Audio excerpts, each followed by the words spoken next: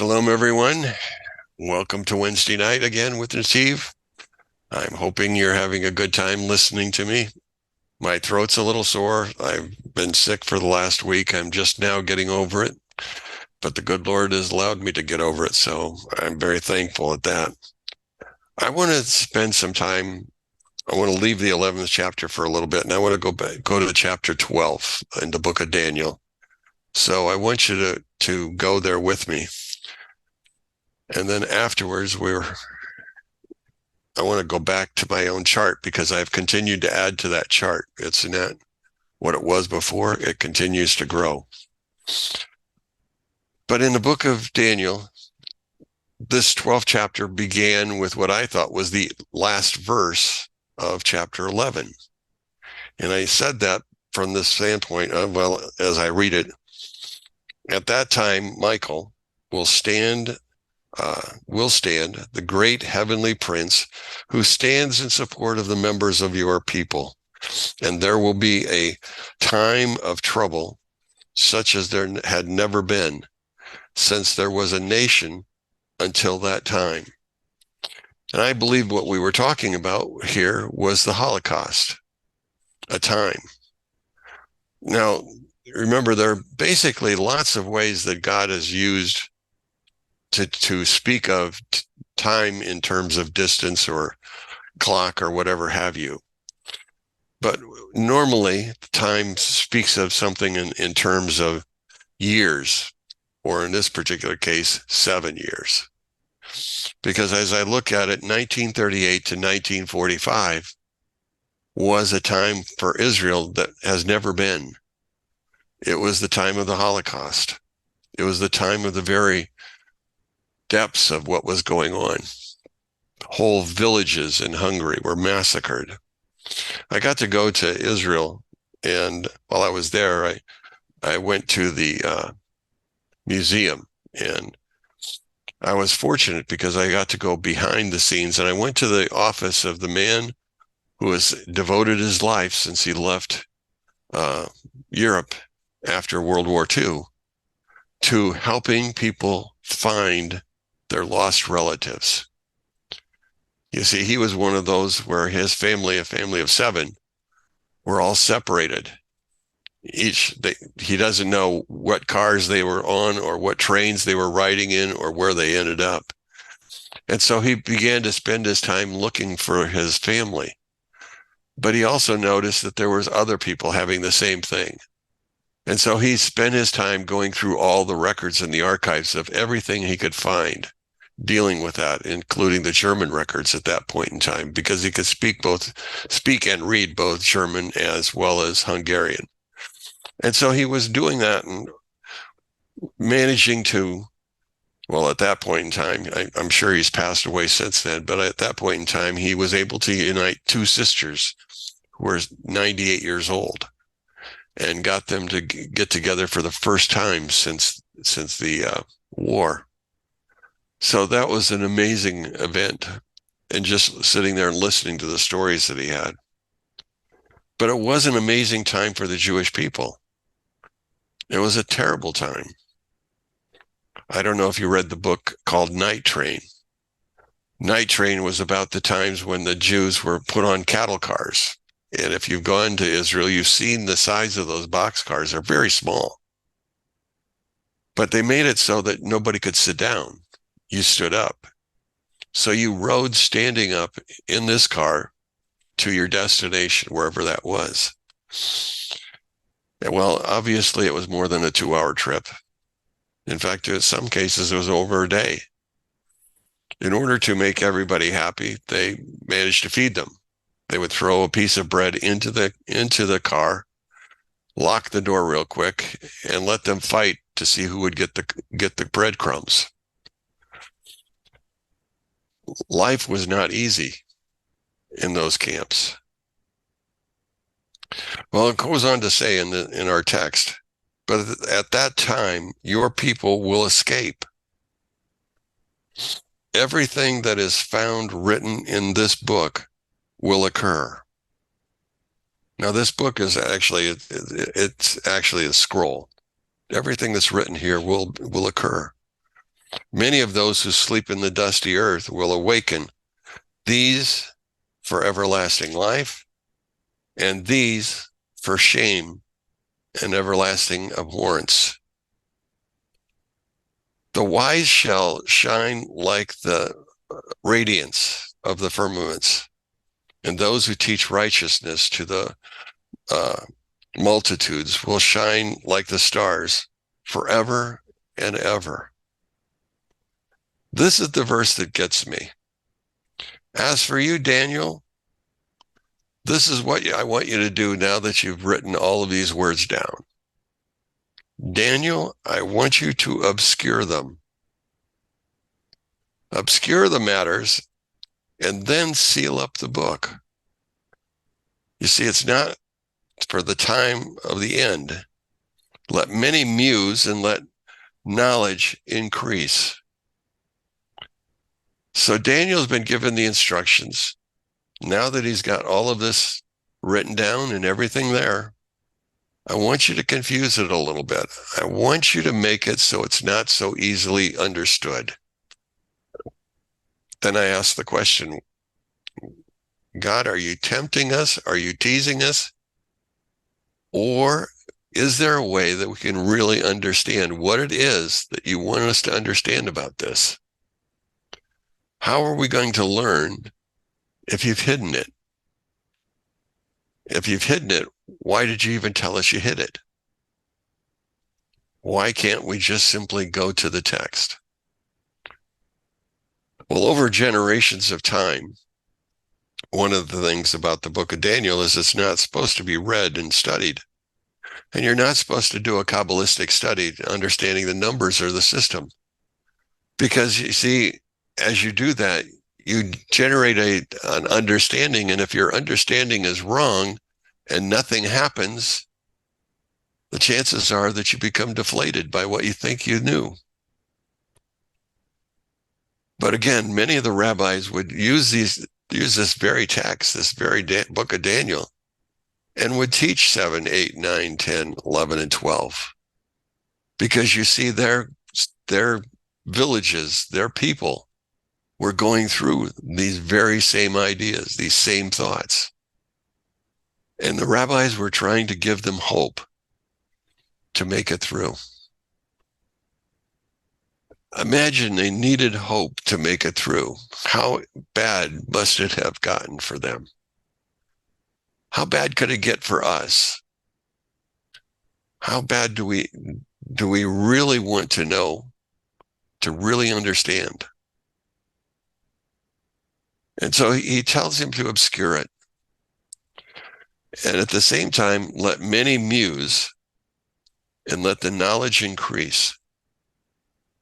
So there's enough clues and cues in here that we should be able to rightly divide the word and understand a little bit better what's in it.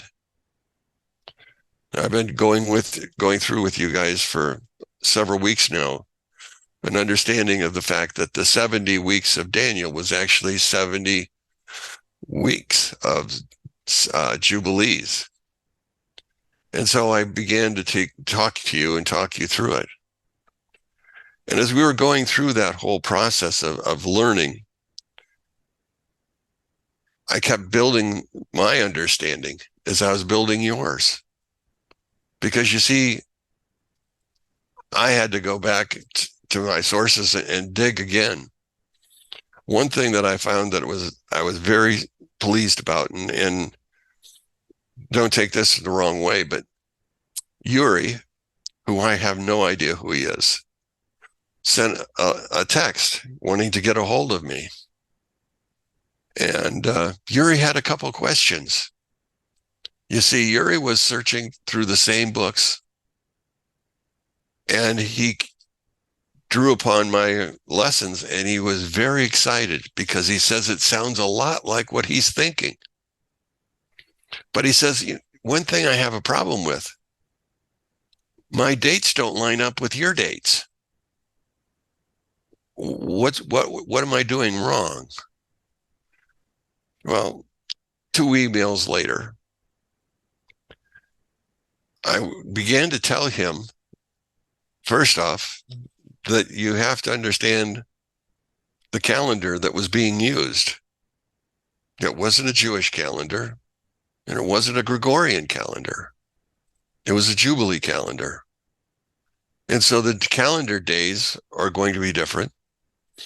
And on top of that, you're going to be dealing with the fact that you're doing a 49th and a 50th year in the same year. And on top of that, you're going to be finding yourself looking in the Googles and all of the other things, because he asked me for one very specific date.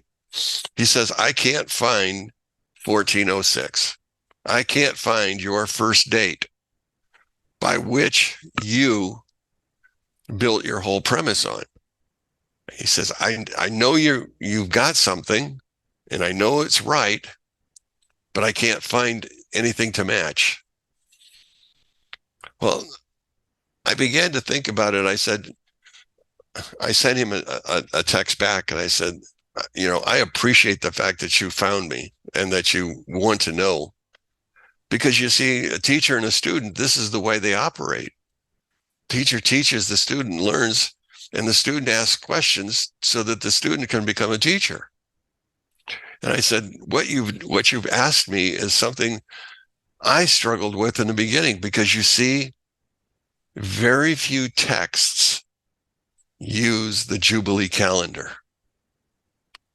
And you have to understand the starting point of that Jubilee calendar. That's required the book of Jubilees. Because you see, the book of Jubilees is the only book that has it written into it. I went through, and in fact, I even called friends, phone a friend. That's part of the game, isn't it? Finding friends and saying, tell me, can you find 1406 for me? And nobody could find it. But there were 7 historic videos from the History Channel, 7 historic videos that used the number 1406. But nowhere could I find it written down except by one Christian source who used the number 1406. So I found it in one written place in 7 channels. But I felt very comfortable using that as the starting date, understanding from that, because I went back to the book of Jubilees and I read it from here.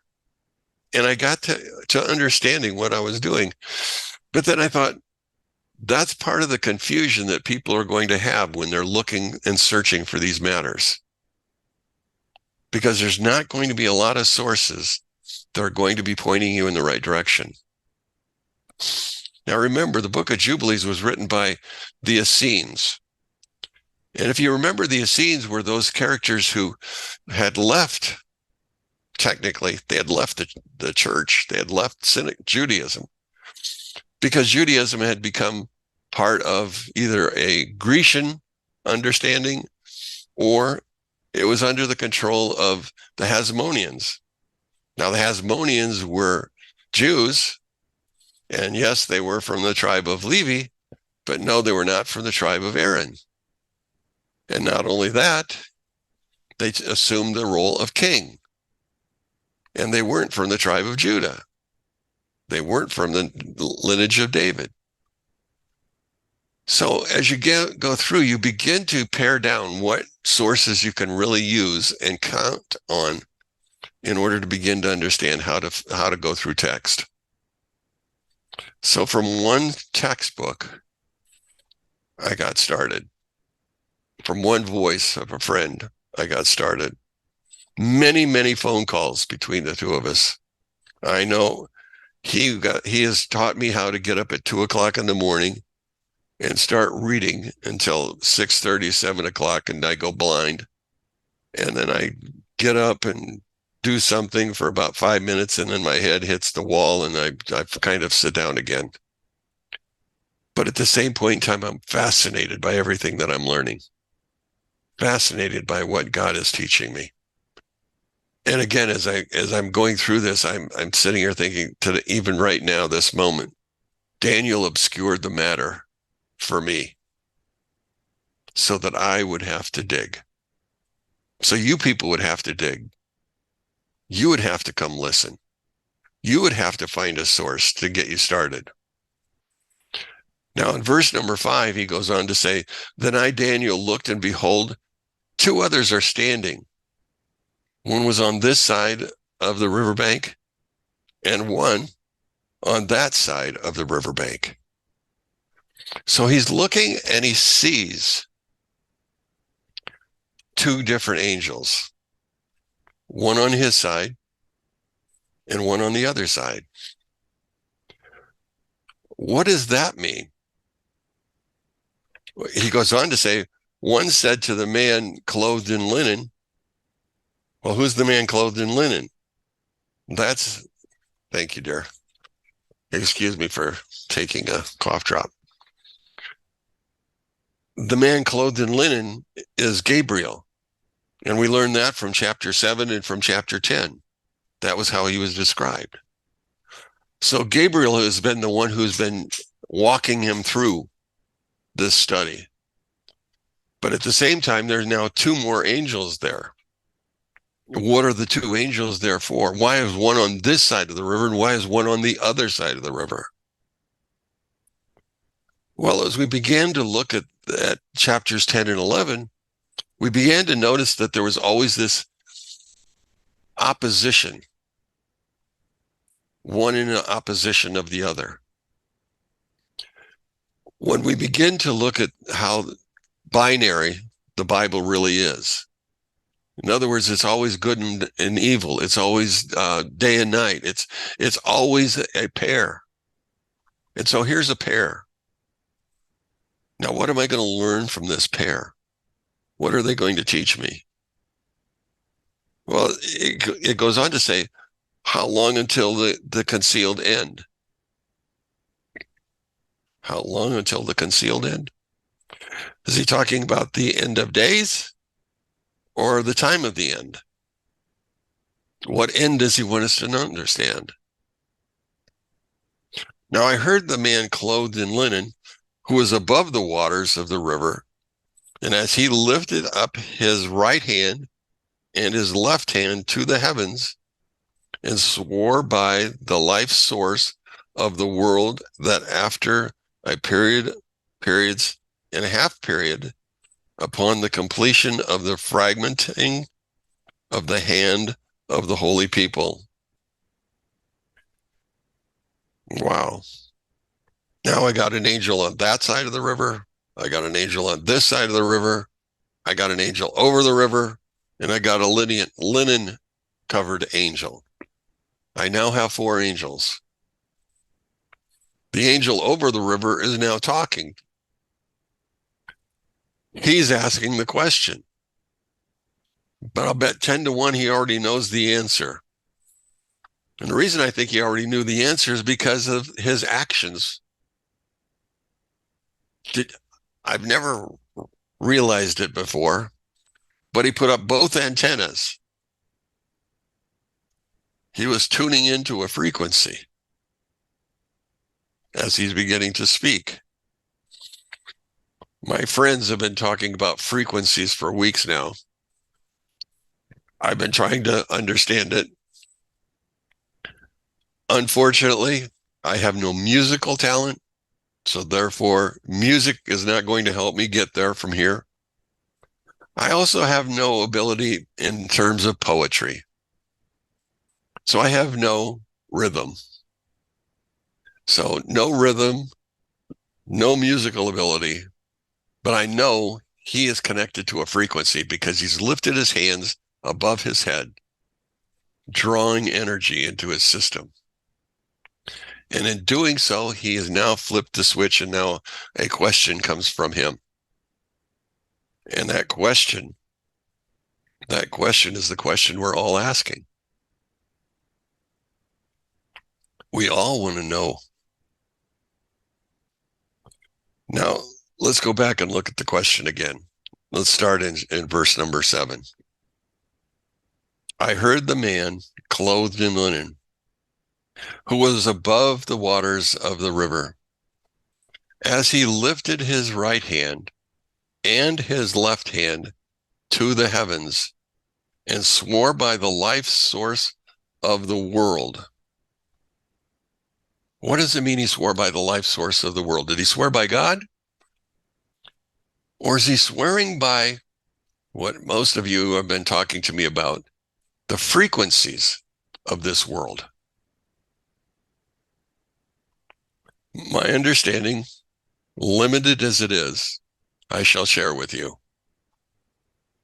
My understanding is that there are 9 basic frequencies that are totally involved in healing and mental lifting of a person. In fact, I even have gone back and I've found a section dealing with frequencies and resonance, and I sat down and I listened to the hum for hours.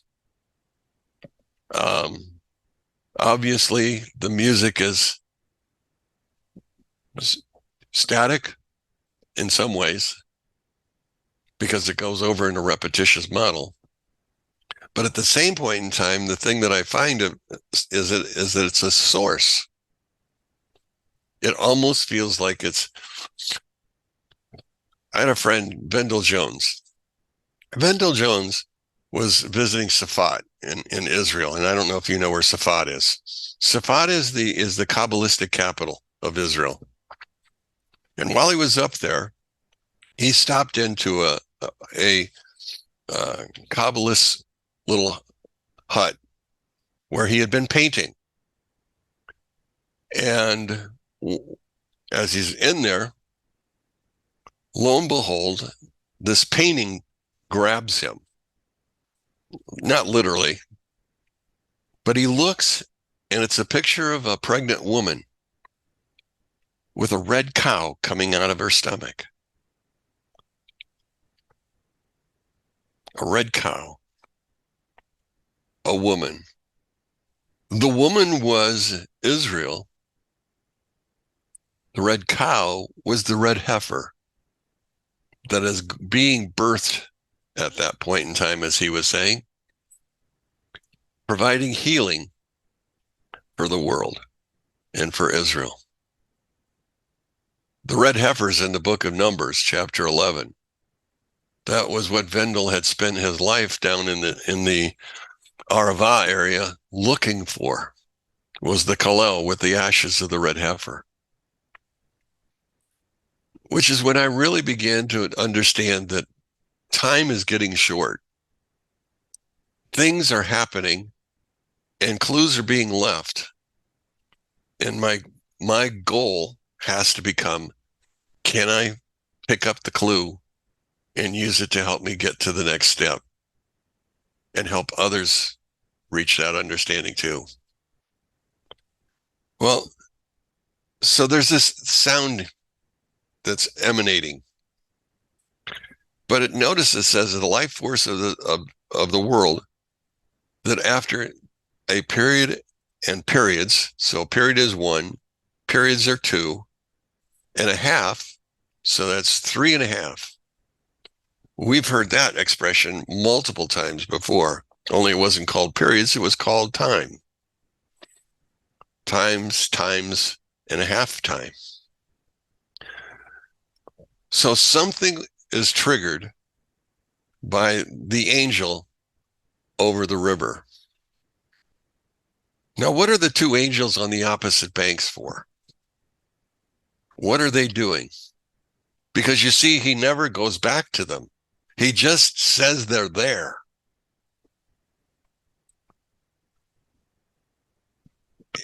If you were standing along a river and you saw a man on the other side of the river, or a woman, that makes no difference to me, could you hear them? Or would it be muddled? In other words, if that angel is on the other side of the river who's actually talking to me, could I really understand what she's saying or he's saying? Or is it muddled? Is it muddled in the same way as what Daniel was supposed to muddle up his text? Obscure it a bit. So the people have to begin to dig harder and harder, which then began to cause me to understand angels. One of the subjects in the book of Enoch are angels. Again, it's another book from the Dead Sea Scrolls, another book that does not find its way into any New Testament or Old Testament, but it's a book that is filled with information about angelic beings. And the concept of the book as I began to roll through it, is the fact that the closer we come to the end of days, the more the angels will speak. Are we looking at a time when resonance is starting? In other words, we're all looking at frequencies. And at the same point in time, other voices are going to be starting to be heard, which are going to give us new understandings, new thoughts that align with what we're learning in our text, that align with this text.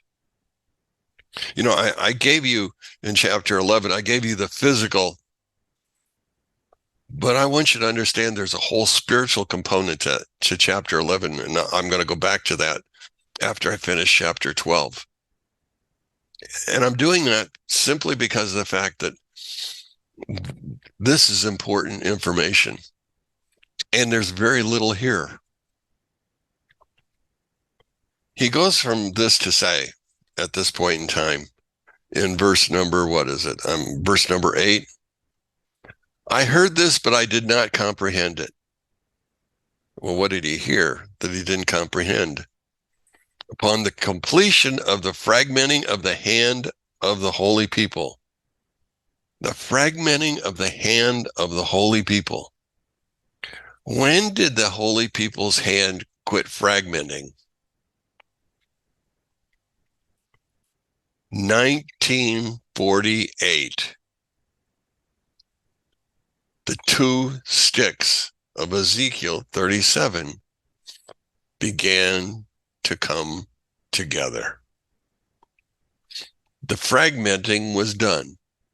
Now it was a matter of joining together those two sticks. As you're going through this, then, what he's telling us here is that this fragmenting of these holy people, all these would be finished. These are the end statements. These are what's bringing us to the close of this whole thing. We're now seeing parts and pieces coming together. That's what we've been watching. But the problem is we still are missing clues. We're still muddling through, so to speak. Again, verse 8, I heard this, but I did not comprehend it. So I said, my Lord, what is the end of this matter, of these matters? And so the master said, go, Daniel, for the matters are obscured and sealed until the time of the end. Then they will be elucidated and clarified and refined by many people. Hello. Many people will clarify this. All right, Boy Scouts and Girl Scouts, you are people. You may be one of those who will finally create the understanding, the clarification necessary to finish this book. Because we obviously know we're at the end of days. That's the obvious point. So they will be elucidated and clarified and refined by many people. Now the wicked will act wickedly, and none of the wicked will understand. Now the word for understanding here is the word for astrology. In other words, they will use one of those signs we've been forbidden to use, but I think the reason we've been forbidden is because we don't know how to use them if we did have it. There are many rabbis who can and are proficient in astrology. But again, that's from years and years of study. But there are those that are using it in a false way, and their ability will be unable to use it. But the wise are going to understand, even if they don't know astrology.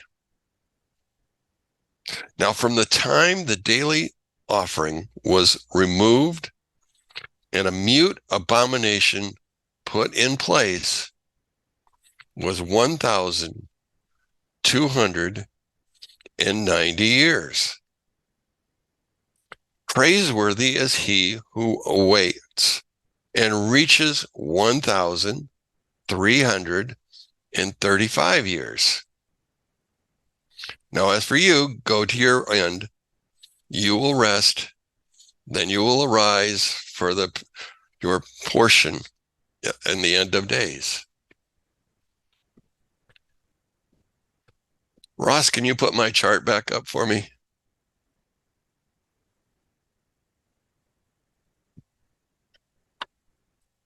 Now it's time for you to play little adjectives. It'll take me a minute, so. That's okay. I can still talk.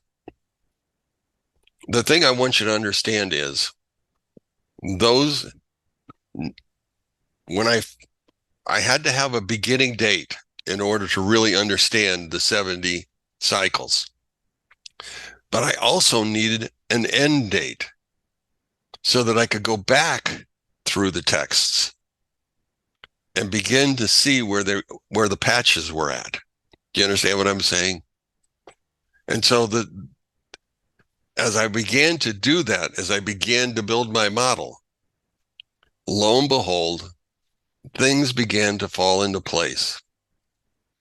And I began to be able to use 1,290 and 1,335. But I had to know some other particulars. I had to know that Daniel chapter 12, verse 1 was 1935 or 37 to 45. I had to understand that series put me in the 40 or the 68th week of the 70 weeks that are identified, and that there were 2 more weeks that were yet to go. And then in October 6th, 1973, we began Daniel's 70th week. Why do I know October 6th so well? By coincidence, October 6th, 2023 was the end of the 70th cycle. But the end of the 69th cycle was Yom Kippur, and it was a war that gave Israel back all the land that was in David's kingdom. It was the first time it all came back together again. Remember, in 67, they won the war, but Moshe Dayan kept giving back parts of the land to the Arabs. He didn't want to have a holy war, so he decided that we should give the Temple Mount back to the people, which appears to be the same problem they're having right now, right? We haven't changed anything. But it's just one of those things. So I've got it at my end, but I can't give it to you at your end, can I?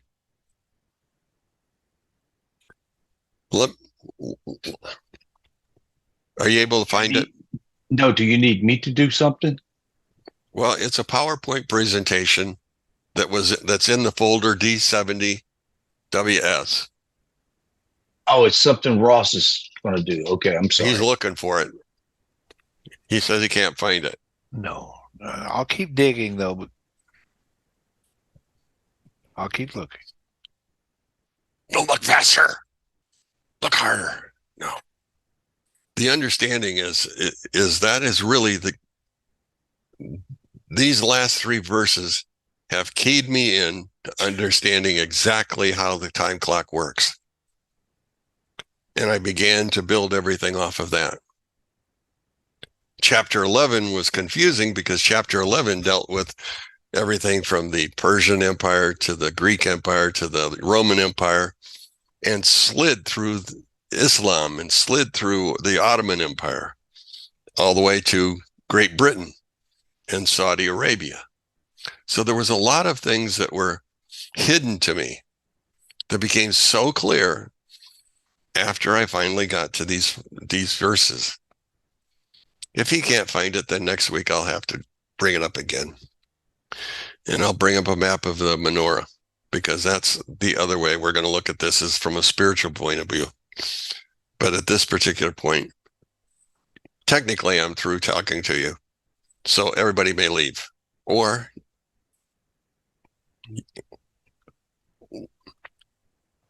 what are you thinking? Challenge me. I've got to say something, Steve. Bravo. Bravo. I mean, it's a fantastic presentation. I'm going to have to go back and listen to this again. You quoted so many dates and times. I was following chronologically in what I know, but you are also quoting sources. I'm like, okay, now we need to go somewhere. But your research is solid. Like that's encouraging. Yeah, Now I don't want to teach anymore, Steve. So okay. I'm never teaching again. It's done. No, you're one of the illuminating lights that we have to Uh, listen to, or you the have annoying to lights. listen. I'm not sure which. You have to listen to a Freudian slip. Anyway, anybody got any questions? Any thoughts at all? I We'll pray finally for found Ross. I found the chart. Did you? Yes. Can you get it up? Sure. Let's see.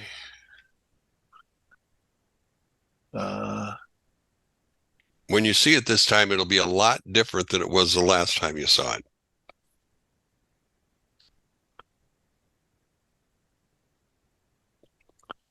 Ta-da. Here you go. Okay. Yori started me with the question last time. That's the second chapter. Yori started me last time. When does this whole thing, when did the 70 years begin? The book of Jubilees says that the time frame begins when Joshua leads Israel into the land. Until that time, until the death of Moses, and the time was satisfied for his funeral, we ended the first 50 Jubilee cycles. Okay? When you went back to the book of Genesis, go back, if you will, and look at Genesis chapter 6. God makes a statement. I shall not always strive with man. Do you remember that statement? Genesis chapter 6.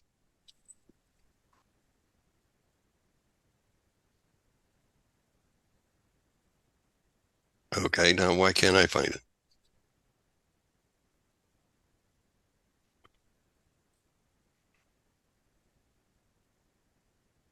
He's only going to last 120 years. Verse 3. Verse 3 of chapter 6. I think so. You're absolutely correct. Ding, ding, ding, ding, ding, ding. You get credit.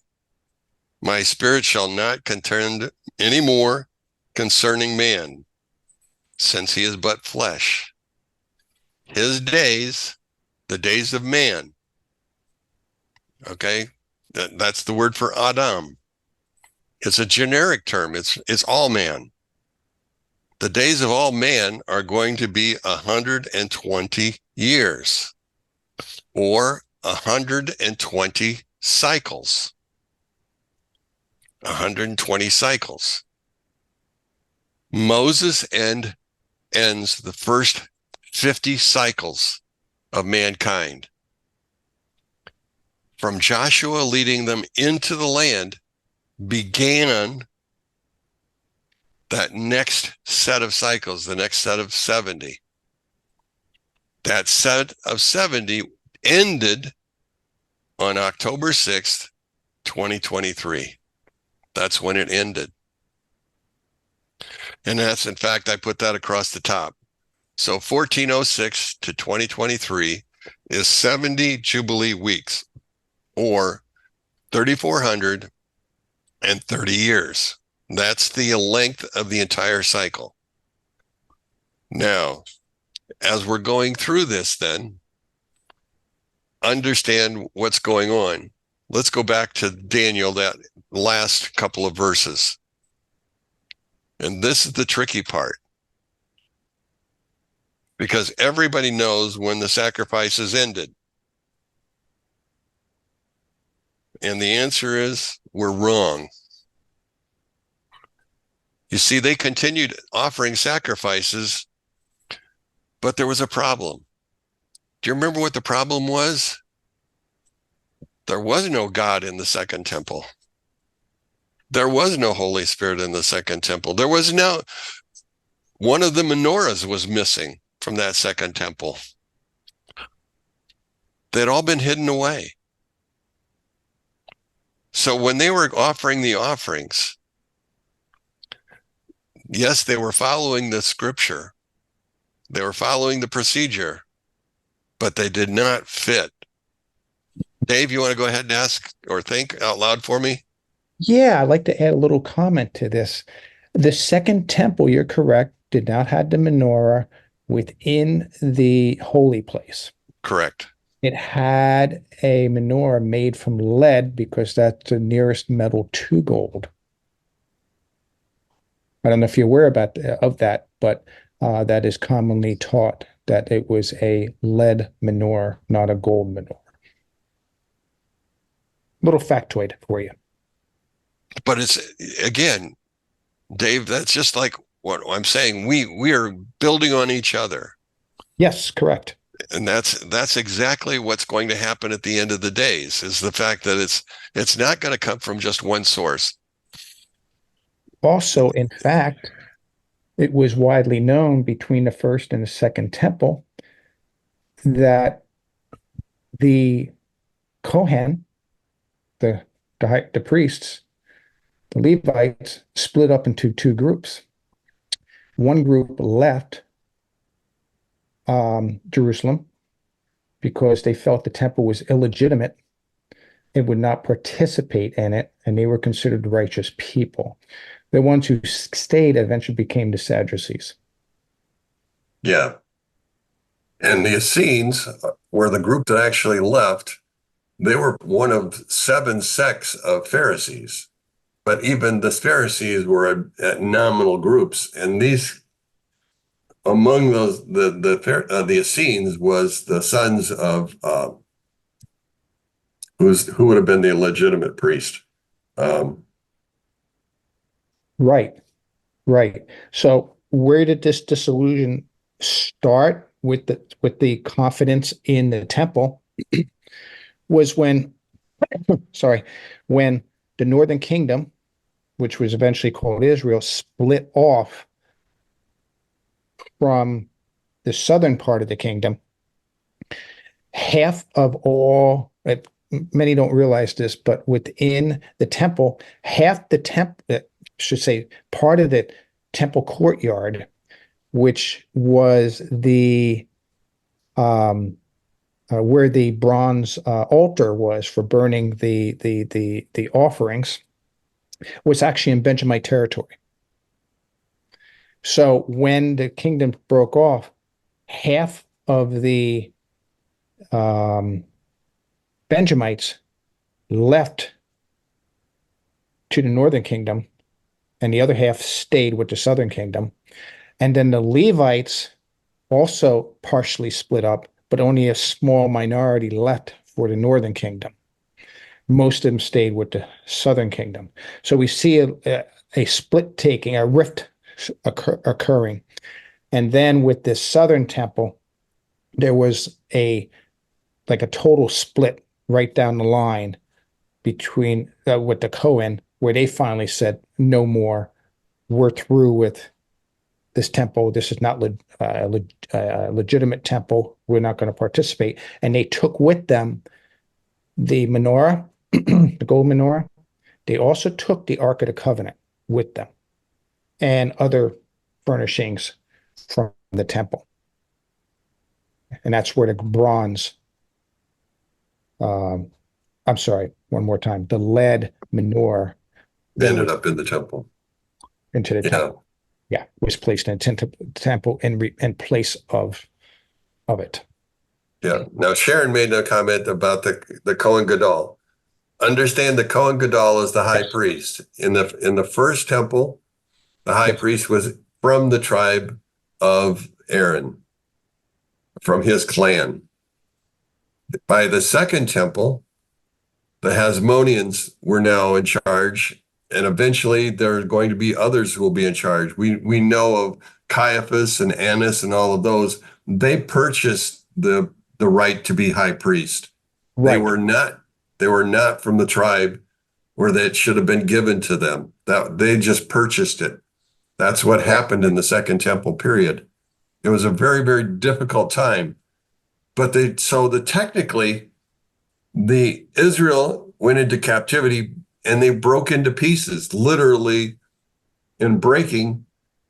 They no longer together used the temple as it was intended to be used, which brought many of us to come to the conclusion, and maybe I'm way offline in saying this,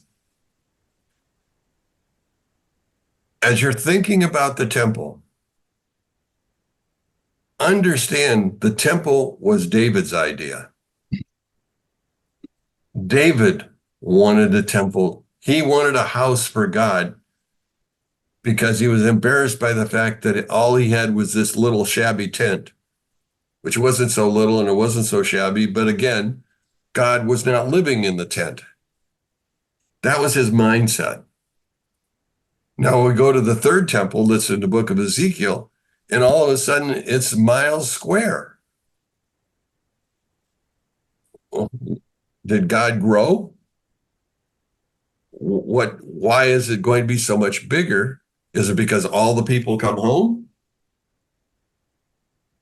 Will there be a third temple as we can imagine it?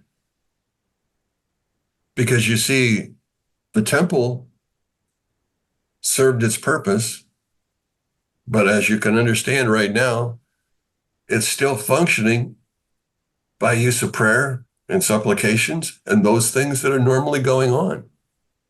That's how it's being handled.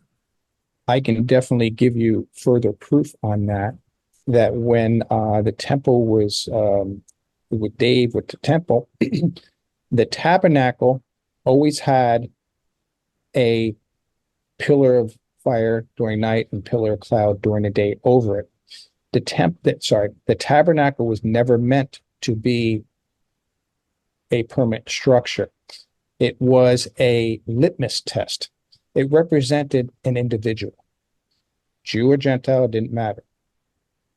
But it represented those people who were identified with Israel, joining Israel, not necessarily locality-wise, but they said, Hashem's my God.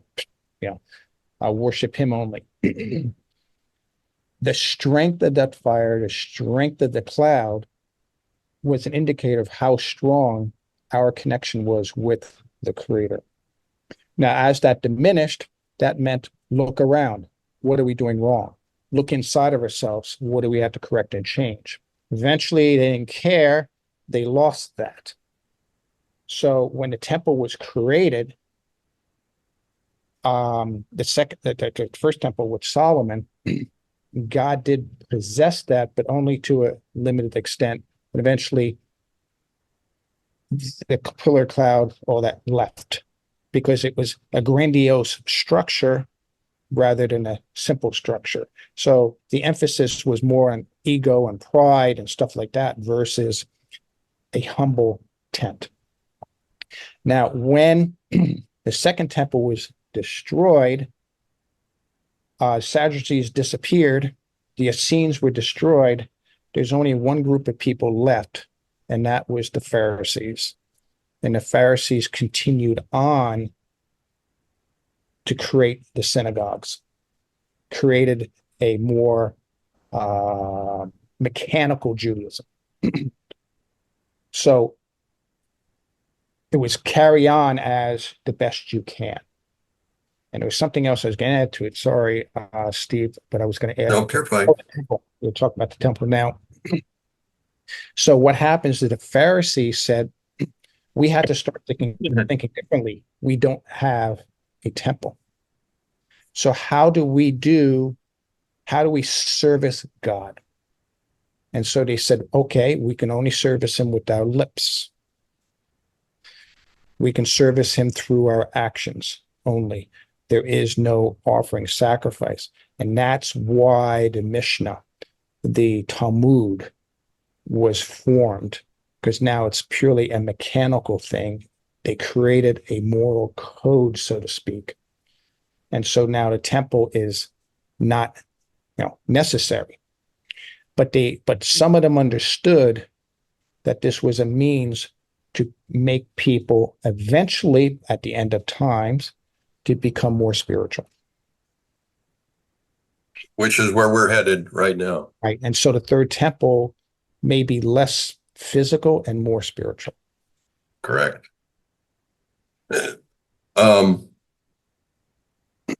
Ross, would you put up that screen one more time? And I want to follow chapter 12, verse 11 out on my bottom of my screen. Can you get her up again? Boy. Okay. If you're looking at my screen, you'll notice it says Israel is divided, which is 722 BCE. By divided, that means that the northern kingdom was gone. All that was left was the southern kingdom, right? If you follow that line down, you'll see that there's a line that breaks off of that, and that line goes continuous sacrifices taken away for 1,290 years, which is Daniel chapter 12, verse number 11. That's what he's talking about. But it continues. And the continuation is 1,260 years. And again, that comes with the understanding of not only 12:7 and 12:11. Well, let's look at 12:7. 12:7 begins by saying, I heard a man clothed in linen who was above the waters of the rivers, and as he lifted his right hand and his left hand to the heavens and swore by the life source of the world, after a period of this amount, upon the completion of the fragmenting, when did it complete? It completed in 1948, days of Jewish independence. So we're watching it walk across time. That's where it's going. Now below it, I have another line, Israel into captivity, the breaking to pieces. That's again 12:7, 722 BC. And its completion is after 1,335 more years, which is verse 12. So I'm walking, he's giving it to us in segments. Instead of just one long period, he's broken it into segments. Now, what happened at those segments is rather interesting, because you'll see on the very dead center of our chart an orange box. And that orange box has nothing to do with Israel, but it has to do with the holy mountain. Because you see, there was a mute abomination. It wasn't a pig slaughtered on an altar. It was at 688 BC, or 688 CE, that Daniel, according to the 10th verse, They will elucidate and clarified and refined by many people, and the wicked will act wickedly, and none of the wicked will understand, but the wise will understand. In the middle of this whole thing, we have an abomination that is sitting on the Temple Mount that has not been taken care of. 67, it could have been. 73, it should have been. 2023, it might be. Might be that it's a misfire from not an Israeli rocket, but from one of the other rockets that are going up all the time. Lots of things can happen. But understand that the timelines in Daniel are rapidly running out, all the clues along the bottom. Now, I haven't talked to you about Gog 1 or Gog 2 or Gog 3, but I'm going to get there and help you understand how that flows into this chart. The chart tries to cover everything. The very bottom below the orange line is just simply all the empires that occupied this land of Israel that the Jewish people had to interact with. They had to interact with the Babylonians. They had to interact with the Persians. They had to interact with the Greeks. They had to interact with the Romans, who later became Byzantines. When they were Romans, they spoke Latin and they studied in Latin. When they became Byzantines, they studied Greek Orthodox and they spoke Greek Orthodox. And then they were overtaken by the Arabs from Muhammad. That was in 632, the rise of Islam. Now, Muhammad started speaking in 613. He was not a well-liked speaker. In fact, he had the same problem that Adolf Hitler had. People wanted to kill him because his message was so contrary to what everybody else was understanding. But by the time it's all said and done, his message became universal. And you look from there, you continue on, and Israel then became part of the Ottoman Empire. That was the last empire that we dealt with. That's Daniel chapter 11. That's what it ends up being. So you've really gone through all the empires that have impacted Israel. Doesn't include China. Russia is a source, but it's not the big source. Persia is the big source. And you'll get to see all of the wonders of what's going on, I hope, as we get further into this. But I think I'm tired now. And so I'm willing to pass the baton to somebody else for tonight. Anybody have any questions, thoughts?